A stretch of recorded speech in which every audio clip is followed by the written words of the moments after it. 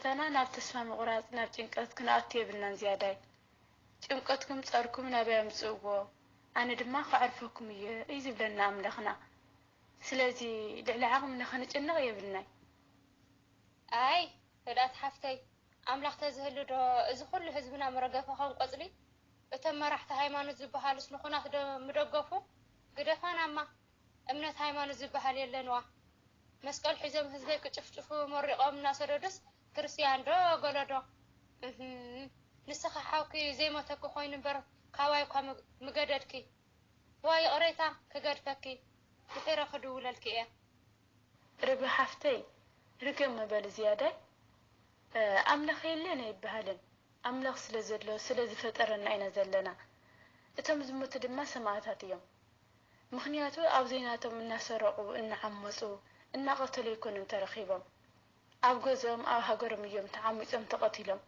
ስለዚ ሰማዕታት እዮም እዞም ዓመፀኛታት ድማ ንስግኦም እምበር ንነፍሶም ክቐትልዋ ኣይከኣሎምን ብነፍሲ ዝሞቱ እቶም ዓመፀኛታት እዮም ስለዚ ኩላና መወቲ ኢና ግን ካብ ስጋ ሞት ዘይኮነ ካብ ናይ ነፍሲ ሞት ክንድሕን ብክርስቲያናዊ መንገዲ ክንጓዓዝ ይግብአና ዝያዳይ ከዚ እሺ ያእኽልና ናብ ማሕበርክ ግን ተመለሲ ከም ናይ ቀደም ከገልገሊ ካብኡ ስለ ዝወፃኸ እዩ ዝኩሉ ተጨንቕ ዘለኺ ኣምላኽ ምሳኺ ይኹን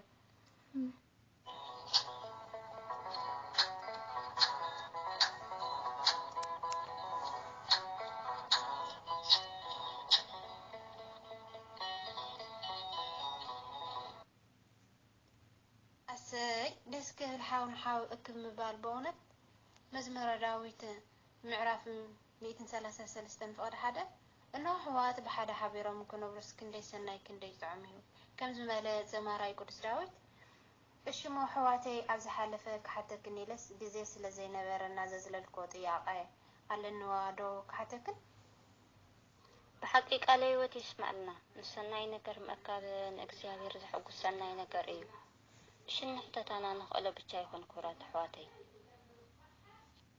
ኣሜን ናይ ብሓቂ ቃለ ሰናይ ይስማዓልና እሺ ክንፍትን ኢና በታ ደኽምቲ ዓቕምና ሰላም ሓፍተይ ቀጸሊ ጥያቄኸ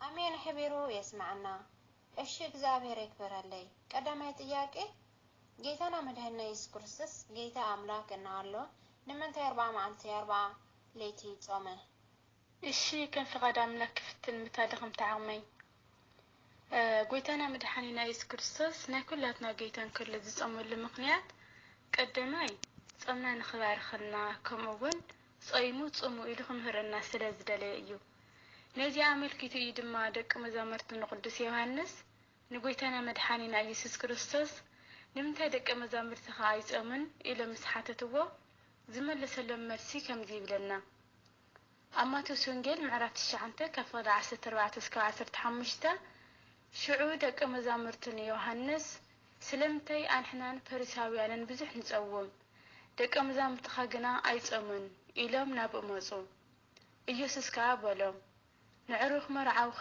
መርዓው መሳታቶም ክሳዕ ዘሎ ከመይ ኢሎም ክጉህዩ ይኾነሎም መርዓዊ ካባታቶም ዝውሰደላ መዓልቲ ግና ክትመጽእ እያ ሽዑ ከዓ ይጾሙ ከምኡውን ጌታና መድኃኒና ኢየሱስ ክርስቶስ ንሽም መጻውዑ ክብሪ ምስጋና ይኹንና 40 መዓልትን 40 ለይትን ዝጾመ ቀዳማይ ፍጥረት ማለት ኣቦና ኣዳም ኣብ 40 መዓልቱ ኣድና ሔዋን ድማ ኣብ 40 መዓልታ ዝኣተውዋ ገነት ኤዶም ብዲያብሎስ ተታሊሎም ዝሰኣንዋ ውልድነቶም ንምምላስ እዩ ሊቀ ነቢያት ቅዱስ ሙሴ ድማ 40 መዓልትን 40 ለይትን ጾይሙ ሕጊ ኦሪት ከም ዝሰርሐ ጌታና መድኃኒና ኢየሱስ ክርስቶስ ድማ 40 መዓልትን 40 ለይትን ጾይሙ ሕጊ ወንጌል ሓንገገልና ኦሪት ዘጸአት ምዕራፍ 34 ፍቅዲ 24 እንጀራ ከይበልዐ ማይ ከይሰተየ ኣብኡ ምስ እግዚአብሔር 40 መዓልትን 40 ለይትን ገበረ ድማ ናይቲ ኪዳን ቃላት እቲ 10 ቃላት ኣብተን ጽላት ጽሓፎ ማቴዎስ ወንጌል ምዕራፍ 4 ፍቅዲ 2 አለሰናይ ይስማዓልና ኩራት ሕዋተይ ኣነም በረኸት ምክፋል ክፍትን أبونا قدوس إزرا 40 معلتن 40 ليلة صيمو ናይ ብሉይ ኪዳን መጽሓፍቲ ጠፊኦም ዝነበሩ ምስጢር ተገሊጹ ከም ዝጸሓፉ ንሕና ድማ እንተጽምና ምስጢር ክግለጸልኩም እዩ ኢሉ ክምህረና ስለዝደለየ እዩ። ከምኡ'ውን ዝኾነ መንፈሳዊ ስራሕ እትገብርዎ ብጾም ጀምርዎ ክብል ቅድሚ ኩሉ ተግባራቱ ክጸውም ናብ ገዳመ ቆሮንጦስ ከይዲ እዩ። ሰለስተ ኣርእስተ ኃጢአታት ዝበሃል ድማ ኣብኦ ሸኒፍልና እዩ።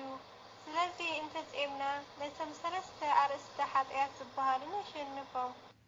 ሰለስተ ኣርእስተ ኃጢአት ዝበሃሉ ዝስዕቡ እዮም። ቀዳማይ ስስዓ፣ ካልኣይ ፍቅሪ ንዋይ ወይ ከዓ ትዕቢት፣ ሳልሳይ ናይ መሬት ንግሰት ወይ ከዓ ስልጣን ማለት እዩ። እቲ ፈታን ድማ መፂኡ ወዲ ኣምላኽ እንትኮይንካስ እዚ ኣእማን እንጀራ ክኸውን በል በሎ። ኢየሱስ ግና ሰብ ካብ ኣፍ ኣምላኽ ዝወፅእ ኩሉ ቃል እምበር ብእንጀራ ጥራሕ ኣይነብርን ጽሑፍ እዩ ኢሉ መለሰሉ። ሽዑ ዲያብሎስ ናብታ ቅድስቲ ከተማ ወሲዱ ኣብ ገማግም ቤት መቕደስ ኣበሎ። እግርኻ ብእምኒ ከይትዕንቀፍ በእዳዎም ኩልዕኻ ንመላእኽቱ ምእንታኻ ይእዝዝ ጽሑፍ ኣሎ እሞ ወዲ ኣምላኽ እንትኮይንካስ ንታሕቲ ገጽካ ጽደፍ በሎ። ኢየሱስ ንእግዚአብሔር ኣምላኽካ ኣይትፈታትኑ ድማ ጽሑፍ ኣሎ በሎ። ዲያብሎስ ከም ብሓዱሽ ናብ ኣዝዩ ነዊሕ ከረን ወሲዱ መንግስትታት ኩሉ ዓለምን ክብረትን ኣርአዮ እሞ ፍድም ኢልካ እንተሰጊድካለይ እዚ ኩሉ ክህበካ እየ በሎ። ሽዑ ኢየሱስ ንእግዚአብሔር ኣምላኽ ስገድ ንውኡ ኮይኑ ድማ ተገዛእ ጽሑፍ ኣሎ እሞ ኪድ ረሓቕ ሰይጣን በሎ። ድሕሪ እዚ ዲያብሎስ ሓደጎ እንሆ ድማ መላእኽቲ መጺኦም ኣገልገልዎ። ማቴዎስ ምዕራፍ 4 ፍቅዲ 3 ክሳብ 11። በእውነት ቃል ሕይወት የስምዐና ብዝግባእ ኣረዲኽና ናይኸንሞ ፀጉሪ ኣብዝሓልክም ክቡራተይ። ኣሜን። ብሓቂ ደስ ዝብል ትምህርቲ እዩ ፍቁራተይ። ክንደይ ጠሜት ቅዱስ ቃሉ ደቀይ ሰማዕናይ ሰናይ ፍረ እንፈርየሉ ይግበረልና። ኣሜን። ንኣኻትኩን ዝሃበኒ ቸር መድሃኒ ዓለም ይከበር ይመስገን ብሓቂ። እሽሞ ፍቁራተይ ካልኣይ ሰሙነ ዓብዪ ጾም ቅድስቲ ይበሃል እዩ። ንምንታይ ቅዱስ ተባሂሉ? ቅዱስ ማለት ከንታይ ማለት እዩ? ከም ፈቃድ ኣምላኽ ረዳእና ፍቁር። ኣሜን። ንኹላትና ኣሕቢሩ የስምዐልና በረኻት ኣሕዋተይ።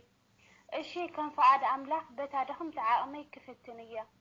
መጀመርያ ቅዱስ ማለት ክቡር ፍሉይ ማለት እዩ። ቅድስና ኣብ ክልተ ይኽፈል። ቀዳማይ ናይ ባህሪ ቅድስና፣ እዚ ቅድስና ናይ ባህሪኡ ማንም ዘይሃቦ ማንም ዘይወስዶ ናይ ባዕሉ ቅድስና ቅዱስ እግዚአብሔር እዩ። ነዚ ድማ እዩ ቅዱስ ቅዱስ ቅዱስ እንዳተባሃለ ዝምስገን። ኢሳይያስ 1:4፣ ኢሳይያስ 4:25፣ ራእይ ዮሐንስ 15:4፣ ቀዳማይ ሳሙኤል ምዕራፍ 2:2። ናይ ብሓቂ ቃለ ሰናይ ይስምዐና ፍቁራት ኣሕዋተይ፣ ደስ ዝብል ትምህርቲ። እዚ ካልኣይ ድማ ናይ ጸጋ ቅድስና እዩ። እዚ ድማ ከምቲ እግዚአብሔር ኣምላኽና ኣነ ቅዱስ እዮም እሞ ንስኻትኩም እውን ቅዱሳን ኩኑ ኢሉ ኣኽቢሩ ቅዱስንኡ ዝፈጠረና ናይ ጸጋ ቅድስና ይበሃል። ኣብ ቀዳማይ ጴጥሮስ ምዕራፍ 1:15-16 ዘሎ ኣነ ቅዱስ እዮም እሞ ቅዱሳን ኩኑ ዝብል ጽሑፍ ስለ ዘሎ ከምቲ ዝጸዋዕኹም ቅዱሳን ዝኾነ ንስኻትኩም እውን ብኩሉ ንብረትኩም ቅዱሳን ኩኑ ይብለና። ዘሌዋውያን ምዕራፍ 11:45 ድማ ኣምላክኩም ክኸውን ኢለ ካብ ምድሪ ግብፂ ዘደየብኩኩም ኣነ እግዚአብሔር እየ፣ ኣነ ቅዱስ እየ እሞ ቅዱሳን ኩኑ ይብል። ስለ ቅዱስ ቃሉ እግዚአብሔር ኣምላኽና ዝኸበረን ዝተመስገነን ይኹን። ኣሜን። ብሓቂ ደስ ክትብላ ናይ ህይወት ቃል የስምዐና። ቅድሚ ምፍጣርና ትሒዙ መጠን ብዘይብሉ ፍቅሩ ኣፍቂሩ እግዚአብሔር ካብ ዘይ ምንባር ናብ ምንባር ዘምፃና ንውርደት ዘይኮነስ ንኽብሪ፣ ንሞት ዘይኮነ ንህይወት፣ ንርክሰት ዘይኮነ ንቅድስና እዩ። ናይ ምፍጣርና ዓላማ እውን ብፍጹም ምግባርና ሃይማኖት ብምምላስ ምስኡ ክንነብር እዩ። ብርሃን ምስ ጸልማ፣ ጽድቂ ምስ ኃጢአት ሕብረት የብሉን። ስለዚህ ንዘለዓለም ምስኡ ነጊስና ንምንባር በቅድስና ምንባር ግዲ ይብለና ነዚ አመልኪት እዩ ድማ ብርሃን ዓለም ሐዋርያ ቅዱስ ጳውሎስ እግዚአብሔር ንቅድስና እንበር ንርክሰት አይጸዋዕናን ዝበለ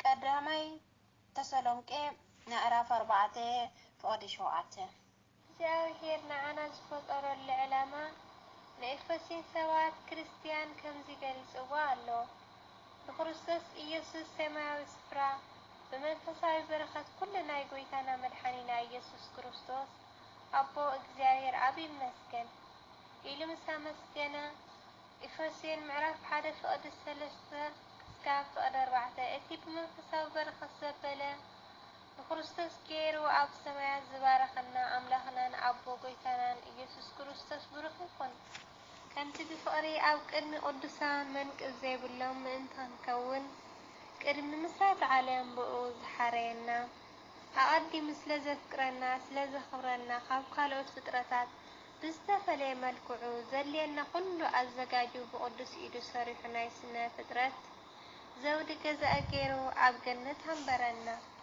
ኦሪት ዘፍጥረት ምዕራፍ 1 ፍቅዲ 26 ከምኡ እውን መዝሙረ ዳዊት መዝሙር ምዕራፍ 8 ፍቅዲ 1 እሽሞም ሓዙተይ ብዛዕባ ቅድስና እዚ ካብልና ብዛዕባ ሰሙነ ቅድስት ድማ ንእሽተይ ንመሃሃር ናይ ጾም 40 ካልኣይ ሰሙን ቅድስቲ ኢሉ ዝሰመዮ ሊቀ ሊቃውንቲ ማህሌታይ ቅዱስ ያሬድ ኣብ መጽሓፈ ድጉ እዩ ቅድስቲ ዝበለሉ ምክንያት ድማ ክብሪ ንሽሙ ይኹንና ጌታና መድኃኒና ኢየሱስ ክርስቶስ ጎይታ ዓለም ጾምና ንኽቅድስ ጾሙ ዝጀመረሉ ሰሙን ስለ ዝኾነ ቅድስቲ ተባሂላ ከምኡ ድማ ብዛዕባ ቅድስቲ ሰንበተ ክርስቲያን እንመሃረሉ እዩ ኣብ ቅድስቲ ተዋህዶ ቤተ ክርስቲያንና ክልተ ሰናብቲ ኣለዋ ንሳተን ድማ እታ ቀዳሚቲ ሰንበተ ቀዳም ወይ ናይ ብሉይ ኪዳን እግዚአብሔር አምላኽ ኩሉ ፍጥረት ምስ ፈጠረ ዘዕረፈላ